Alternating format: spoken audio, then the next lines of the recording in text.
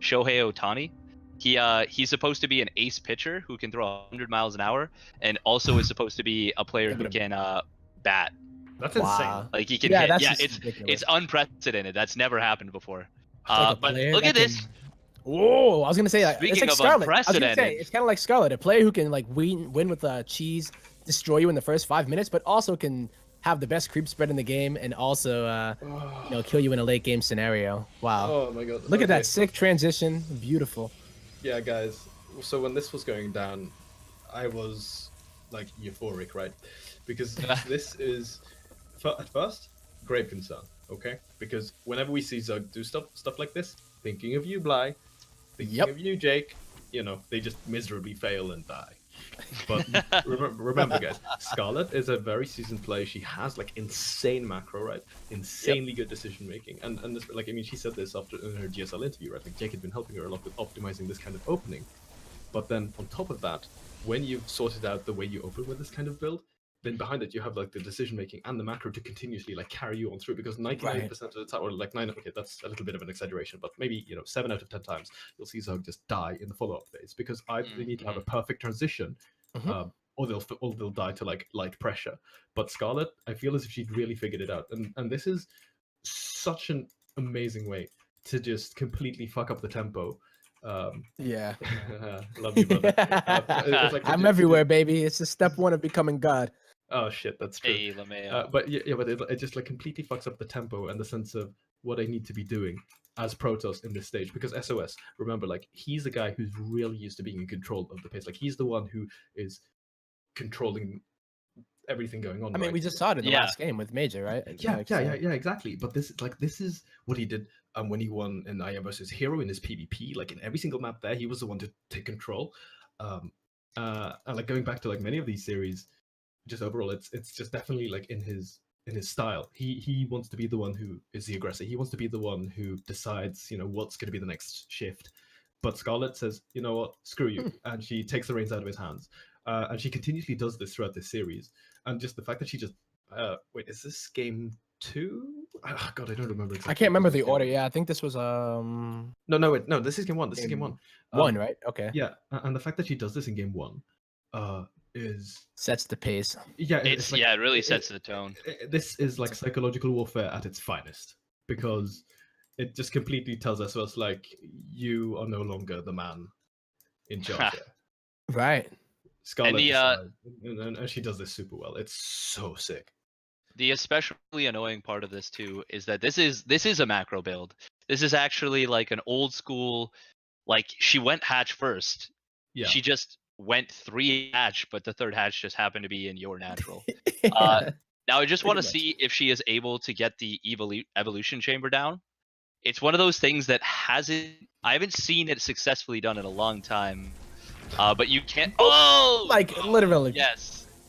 Perfectly done there. Yeah. Do you guys remember like True's hatchery block? Even gets the cancel. And man, I've seen. Yeah. Do you remember that? He like blocks the main or like the natural like 3 or 4 times. Yes. But forcing out another zealot there too. Like Protoss doesn't want to be making 2 zealots right now. No, this is really, really good. So forces out 300 middle spindle zealots. Okay, this is an adept. That's fine. I think it's probably better to go for the adept because you get a little bit more mobility. You can keep the adept behind the zealots, but this does 2 things primarily. It slows down all of the other tech for SOS, and because he wasn't sure if this was a big unit commitment coming behind this, like a flood of lings or something like that, he can't actually throw down the second gas, as quickly as he wants to. So you can see that his gas is actually really, really, really delayed. I think Scarlett should know this. So but this is super hard to deal with because SOS again, now he's kind of coming back into his element, and this is really rough. But Scarlett is controlling this so well. She's been really patient with her lings. Brought off the drones to just delay that for a little bit, and bringing these zealots down to like barely any HP means there's no more tanking power. The adept has to get out of there, and she is effectively held. The second part now is going to be like defending the follow-up from SOS, but because it was so delayed, I don't know if Scarlett actually has no idea that the second guess is so late. So she needs to just make sure that she either blindly throws down like spores or something like that, or make sure to have a significant number of queens. But this is kind of hard, so it's I mean, it's definitely a rough spot for both players, and like one mistake is GG for either. It could side. be, yeah, if you Yeah. misread it here. So, but she's not. She's just gonna rely on the queens there, I think, and then the fact that her third is delayed as well. It's already the 4-minute mark, right? And she still hasn't taken it. Perhaps just waiting for that speed, but it's definitely something that is not your standard ZVP where there would have been no way that she could have defended a third. I don't think against like the two zealots. No. Yeah, Without a no, huge commitment. she It didn't wouldn't even have the been worth money it. with what she was doing.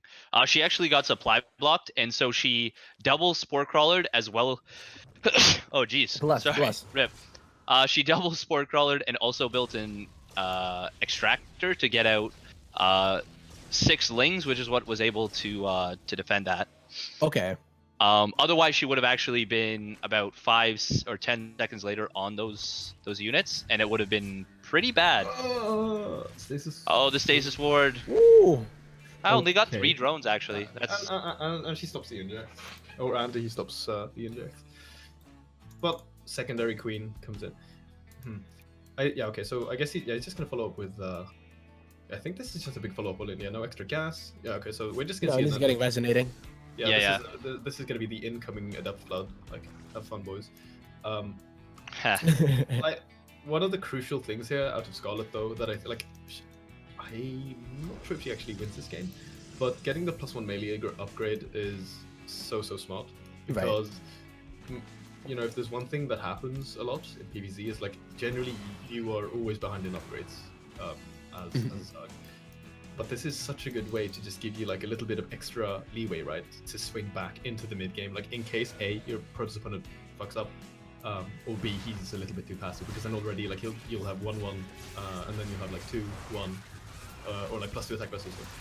But no, this is really hard to deal with. Like mostly queens and lings versus resonating waves. Yeah, without the banelings either. It's like +1 is really the only way that you can use resonating glaives.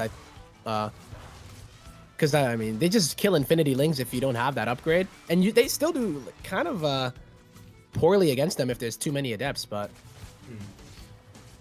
she, I don't know. I don't remember if she loses a whole lot here, but. It seems like she should have lost a lot more than she has, think so. Actually. Yeah, right? Damn. This is hot damned. Hot damn.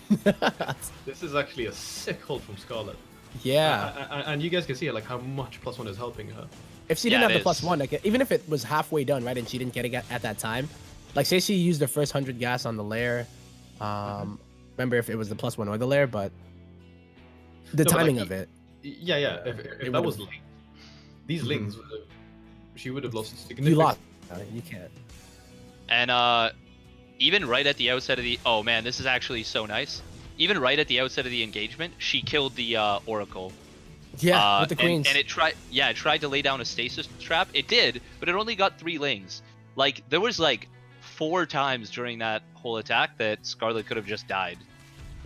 But with like really nice management of her units. Oh man, look at these probe kills. My god. She's been getting so many. So aggravating. You know what you could, like, if we just remove the names, I'm like, hey Tenshi, who is playing SOS right now? They'll be like, yeah, it's probably like Rogue, it's probably Dark, probably Sue, you know? Yeah. But hell no, it's freaking Scarlett. And it's actually Scarlett, yeah. Okay, so one thing I want to point out here, right, if we pause the game for a moment, this is. And what we're seeing out of SOS is a really, really smart meta move, because a lot of Zugs have been gravitating away from the Hydralisk Ling style, right? Because they just melt to Charlotte Archon and Immortals. So a lot of Zugs have been going in towards a more Roach and Ravager based composition, because it's really useful to bust down the third base, and you don't even need to commit that hard. Too much, and it doesn't die to storm straight up. Like it's got a lot more staying power. The only danger is like if you get trapped in force fields, obviously, but that can sort of be said for every single composition that Zerg has. So it's really, really smart for SOS to go for these double Robo Immortals. This is something that he did throughout most of this series, I believe. I've seen more Protoss do it on ladder as well lately after these games, and a ton of Zergs now have been moving over towards going for the Roach Ravager style. I wonder if in response to this meta shift, we'll start seeing Zerg players going for Spire builds a little bit more. Oh, Because absolutely. I think so. yeah, against I love it. Seeing. like if you push out with 6 immortals and a bunch of sentries, Sup? and you run into 15 mutas, got some Oh, bad yeah. news for you. It's Oh yeah. Then Protoss just either loses everything or they recall, and then you're like, oh, I can take a 4th base. Exactly. Yeah. That's like the death. And a The fifth death phase. is the recall. Up to Hive. Yeah. Mm-hmm. Yeah, exactly. No. But yeah, no, that's something we saw versus in the GSL group too between Zest and Scarlett was Zest went for the same style of double robo. The double robo. Yeah. Even like on this map as well, actually. Oh man, I like that. So she got force filled it in on the Lings, and she just ran the other 2 in, and now she gets to get a probe with the Lings that got away. Just kidding, shield battery. But it was still a cool move. Just kidding. It's like you knew it. Oh guys, again, sorry. Can we pause again quickly? Yeah. Mm-hmm. Another thing, the same thing versus Zest, because she spawned in the top. Yeah. Creep highway. Huge indication of that Scarlett wants to be very, very aggressive, because you can see that she stopped droning at 53 drones or like 52 drones, which is something that we didn't actually point out until now. Yep. It's a like huge indication that there's going to be massive Zerg aggression coming in, and you're going to see like just how effective this roach ravager style is, simply because of the it hits a lot earlier. You have a lot more, like in terms of just the sheer numbers, and it really forces Protoss to. You essentially have to have like perfect force fields, and then in the way that you engage, like when you position your immortals, needs to be spot on. Like it has to be, yeah. If you get them caught out, it's like kind of black and white in this engagement, because either you just completely crush it as Protoss, or you take too much damage and then the game ends like a little bit later. So this creep highway from Scarlett is so sick, because not only can she bring the queens over very quickly to have transfusions and potentially knock down like an oracle or something like that, but it means that any of the reinforcements they're gonna be so much faster, which makes especially speedlings like super deadly. And I mean, if you just look at the numbers here for SOS, I mean, it's mainly the immortals, and he doesn't really have a huge gate count either. He's only got 6 gates, which is comparatively low at this stage of the game. You generally have like 8 or 10 gateways at 8 minutes in. Okay, sorry, thank you. No, that's good. I like the analysis, and even to go one step further with the creep highway, the fact that she spread it on both avenues, where the reinforcements will be coming, is really nice. Like she double prioritized. That's like your main focus here, yeah. Scarlett is so fucking smart, right? Like absolutely. Just the timing ridiculous. of it too. The fact that it's third, like before you even let it really kick in too, right? Like this is SOS coming back. He's like, all right, I need to defend this third. His production really hasn't kicked in aside from that double robo.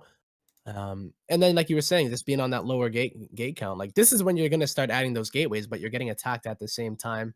And you don't have no upgrade lead here. You don't really have anything aside from these beefy units that you're trying to get even energy up here with sentries for the amount of force fields that he's gonna need. He's not even at the probe count that he wants to be at yet. Like he's still building workers. Like he has to be. He wants to be up to at least 60 workers. Even though because of the hatch block, his main's almost mined out on 3 more of the patches. It's already missing 1. It's about to be missing 3 more. But like still, you still want those probes, because eventually you are going to take a 4th base. I mean. SOS could maybe identify that there's no 4th of Scarlett and just prepare, but it's one of those things that's really difficult. Like he's done a really good job in just being very active with that 1 Phoenix that he has, like roaming the map, checking the drone count, so he knows that this attack is coming in, I think, but I think he's realized just a little bit too late. I'm actually just gonna check. Yeah, okay, so he's about to check the drone count at the 3rd. He'll see that there's no gases, but that alone it's just like you got to be careful here. He's gonna come in and be like, "Oh, I'm not entirely sure what your drone count is," and there's no vision on the left-hand side, right? So, and actually, what's those Lings, those 3 force fields that the Lings baited out? That is a huge deal. I think there's only 1 force field available right now. Yeah, maybe 2 force fields. He's got 1. That's all he has. That is rough. you need those force fields. You really do. This game is like so fucked, right? Yeah, it's just... because of that like early hatch. But kudos to Scarlett. She reads this so well because she knows that she screwed up with SOS's timings, and she held that adept attack really with the well. Oracle Like and everything. That's a big yeah. That was yeah. The loss of the Oracle is also like a really big stepping stone here for Scarlett to launch her into this really big attack, because SOS, if he has to reinvest 150, it's going to delay his mortal production, it's going to delay like charge, it's going to delay his +1, like everything is going to be like really annoying for him, right? So the fact that he decides to skip this is like kind of part of what makes it so much harder for him. But primarily it's about Scarlett, like I'm obviously like huge fan of SOS, right? Guess that kind of comes across. but I want to say who isn't? You gotta love him. but like Scarlett is so smart. Like she's just playing really intelligently, and she's been doing like for like the past few weeks, and it just blows my mind that she's doing this consistently. Like we haven't seen a drop down yet. Like I'm really scared because we'll see this sometimes with some foreigners. They pop up, have like a huge spike in performance for like maybe a month, and then they just fall off completely. Kind of fall, yeah. Petit Drogo. Yeah. Oh boy. Like Drogo, Neeb fell off just a tiny bit, like last year in a couple of tournaments. Like he didn't make it into like the playoff. So no, wait, he didn't qualify for like a couple of events, because he actually had run-ins with Scarlett that were really tough for him. But I really hope this isn't just like a thing. I hope that Scarlett retains this level of play, and if she can make it into rounds of 4 and become the next Jinro, it's going to be so and I mean, she's definitely on that path. But to come back to this game, because I apologize for my like really long-winded tangent. No, it's all good. She knows that, like you pointed out, that fast, especially with baiting out those force fields, SOS is actually like pretty starved for gas in terms of what he actually wants to be spending it on. So every single warp in of like a sentry, every single immortal that he produces, that's 100 gas, and that's going to really cut in. And he's never going to have a well-balanced army. And this is like which is like optimal for when you're playing this kind of comp, because it's all about just overwhelming the Protoss Force before it's been optimized. Exactly. Yeah. Okay, I'm gonna catch my breath and shut the fuck up now for like a couple of minutes. It's Gucci. All right. But yeah, we're gonna see this attack unfold, and like you said, I think she's about to morph. Yeah, there you go. Like 7, 8 Ravagers. Jeez, that's a lot of Ravagers all at once. Yeah. I didn't know. Was she aware of the double robo, or? I doubt it. Just maybe scouting. Oh. That actually, okay, so I just want to draw attention to that. That looked like that was going to be really good for SOS right there. And at first glance it was. But then 8 Ravagers came in behind that and just kind of broke both force. It's about to break the second force field right away. Mm-hmm. And all of a sudden, SOS is now 1 force field? Two force fields. It's going to be, This is super awkward. It's awkward too, because the roaches get like the fact that that force field happened means that there's going to be an even bigger concave if the exactly if the roaches come from the south, or that the probe line is going to be exposed. But so charge as well is going to be finishing up in 5 seconds, but it doesn't really matter. It'll push Scarlett back temporarily, but she has 16 lings on the way, guys, and the creep highway is still there. The queens are coming in. Sorry. The queens haven't even showed themselves yet. Yeah, no, that's it. Like, really nice opponent force field management from Scarlett, and that 1 force field right there does basically nothing. The shield battery, really nice. Okay, now comes like a sentry warp in. Man, which I don't know, when you have to warp it in because you just don't have the energy on it, it feels kind of weird because they don't add a lot of DPS, so you're just hoping that your immortals are going to stay in a good position. But with the bios that Scarlett does here, it's so smart, right? Like, you don't see people like be on top of the ball with just hitting the force fields every single time. They might get a little bit greedy trying to hit the units, but she prioritizes it so much. There was one thing that SOS was doing, and I can't believe he canceled it. He was actually building a warp prism instead of like a 6th immortal or a 5th immortal, and that would have been so useful right now. Like that could have actually been a game-saving move, but he canceled it, I think, when he saw the attack coming in. Yep. Dude, you're absolutely right. I completely missed that, actually. Like, that would have given him a much, again, more staying power for the immortals. Yeah. But I actually think So that's like obviously a poor decision. That's like pressure. Yeah. You're right. And another thing, he was actually target firing one of those queens with the immortals. And immortals, as you guys know, don't deal very high damage to queens. They're really tanky when it comes to absorbing immortal fire. Scarlett just like, yeah, whatever. Transfuses that queen twice, keeps it alive. And the immortals have wasted so much DPS. Oh geez, that's really rough. And I feel like even Ravagers don't take much from them, but they're a lot squishier than the queen. So it's like, do you? Oh damn! And all of a sudden, that's 2 probably immortals going down right there. Yeah, 2 immortals going down with the Ling reinforcements. Jeez, man, this is. Oh my god. Yeah, that's a good point you made with the Warp Prism, though, right? Like just giving them that mobility. We saw Zesta do some pretty crazy things just by having that Warp Prism there. And the thing is, like, even though this has been a very successful attack from Scarlett, SOS is really close to holding it. Like, the army supply, it looks a lot worse, but you know, as he warps in, as he's able to retain units, like I think if he has a Warp Prism as his quasi 6th immortal, like I think he just wins. Jeez, I think a completely different fight. No, yeah. No, honestly, Steadfast, I actually think you're just spot on with that. Because if we look at how close the engagement was, like imagine if SOS, like even if it's like a Pyrrhic victory where they trade, he instantly has the option to go and start counter harassing.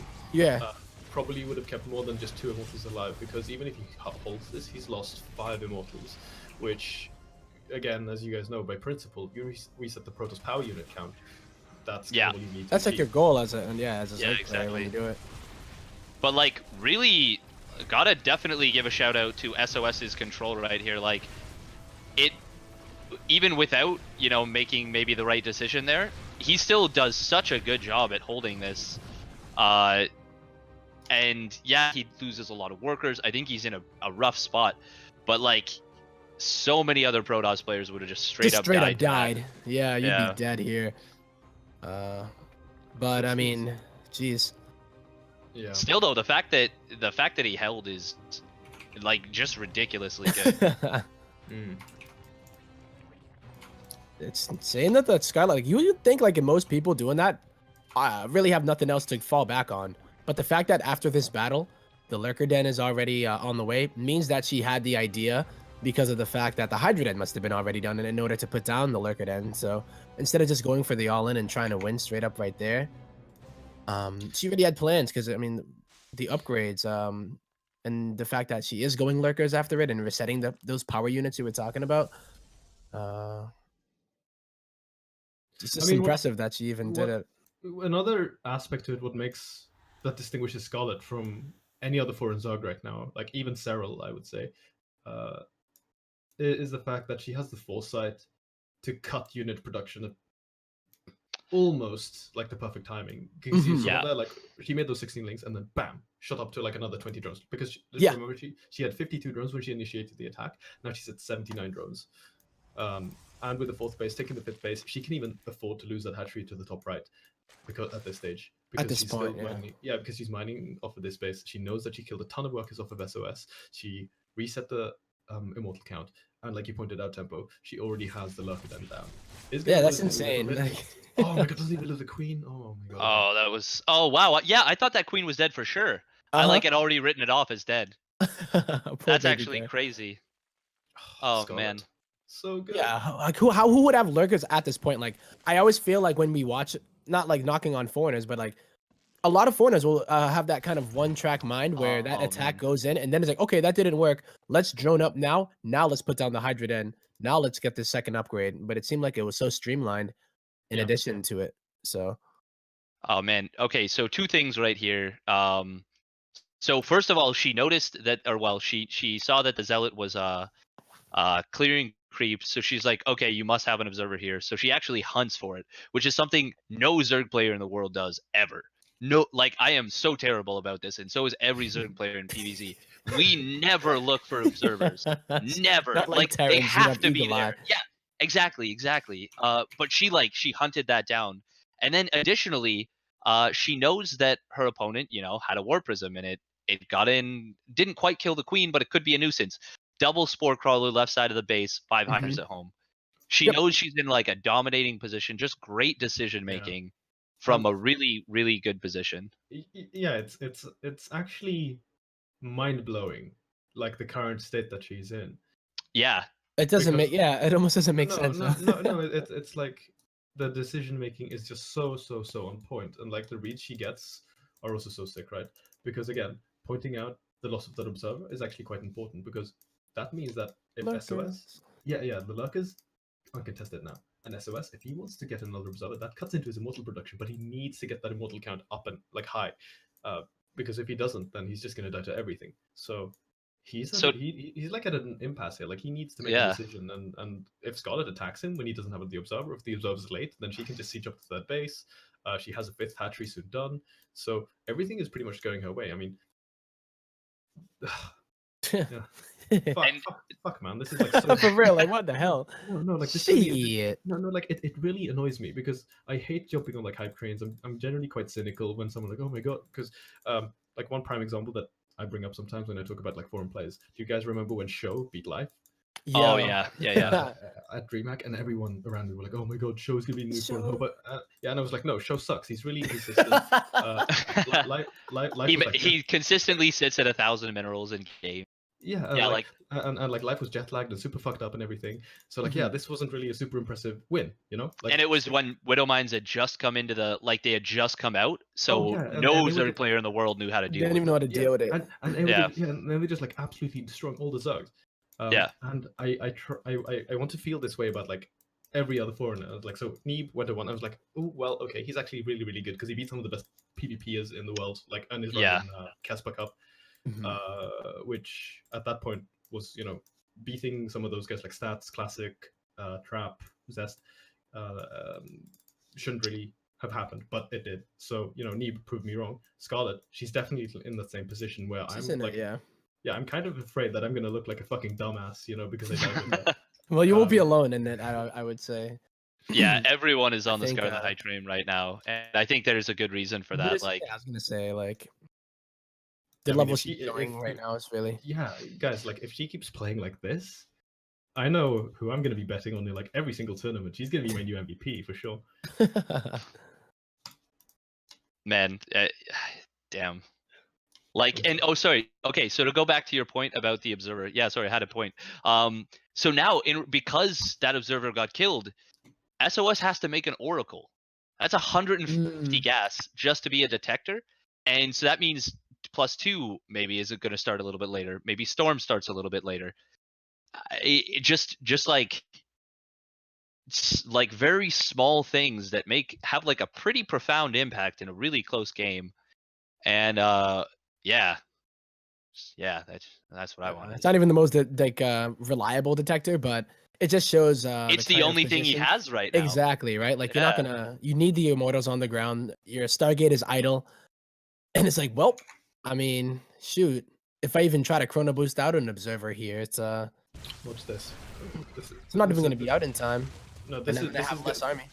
This is going to be like such a meme attack coming out of SOS, because if he gets steps forward now, he's going to find himself potentially getting sandwiched, because we have a ton of lurkers on the back lines. He's somewhat antsy to go, I think, because, you know, it's just in his nature, right?